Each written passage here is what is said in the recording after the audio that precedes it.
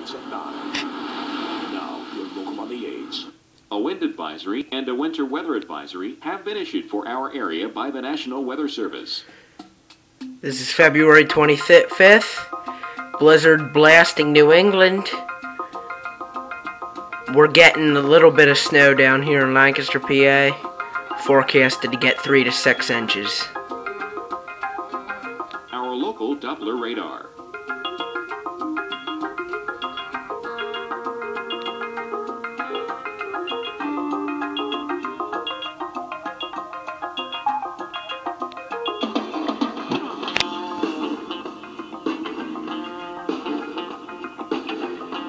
Not nearly as bad as up in New England, luckily.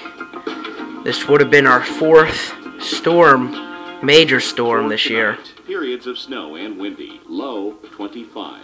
Winds west at 35 to 50 miles per hour. Snow accumulating 1 to 3 inches. Winds could occasionally gust over 50 miles per hour. And on Friday, snow and windy. High 34. 1 to 2 inches of snow expected. And Friday night, cloudy skies with a few snow showers later at night. Low 28. Chance of snow 30%. Here's our 7-day outlook.